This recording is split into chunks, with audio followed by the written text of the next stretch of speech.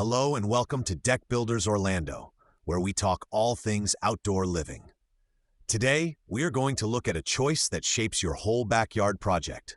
Should you build a ground-level patio, a raised deck, or some mix of both? At Tough Deck Builders Orlando, we see this decision come up all the time.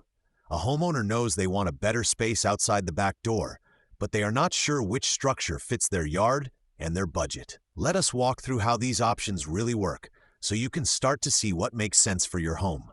A patio is usually built close to the ground using concrete, pavers, or stone.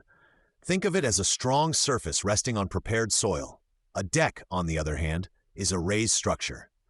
It sits on posts and beams, with joists and deck boards on top.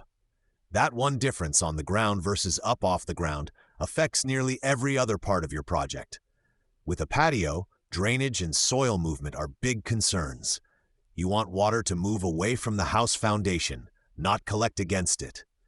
The ground underneath needs to be properly compacted and sloped. Over time, some settling can happen, and that may lead to small dips, tilted pavers, or cracks in concrete if things were not prepared correctly. With a raised deck, the focus shifts to structure and connections. The footings must be deep and strong enough to carry the load. The beams and joists need the right size and spacing.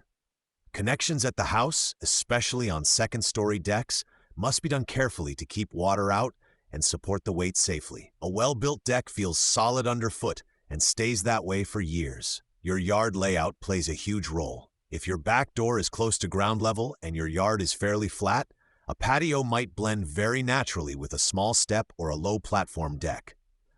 If your home has a higher door, a walkout, or a sloped yard that drops away, a raised deck may make more sense to give you a level surface tied cleanly into the house. Materials are another important piece of the puzzle. For the surface of a deck, you can choose wood or composite decking. Many Orlando homeowners now lean toward composite materials such as TimberTech for long-term durability, stable color, and less maintenance. For patios, you might look at poured concrete, stamped concrete, or pavers. Each has different costs and maintenance needs, from sealing to joint cleaning. Sometimes, the best answer is not either or but both. A raised deck near the back door can step down to a patio area that holds a grill, fire pit, or outdoor seating.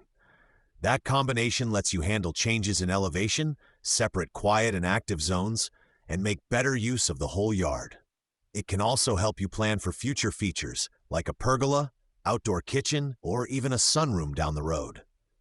The right choice really comes back to how you want to use the space, how your yard is shaped, and what you expect from your deck or patio over the next 10 to 15 years. Do you want shade?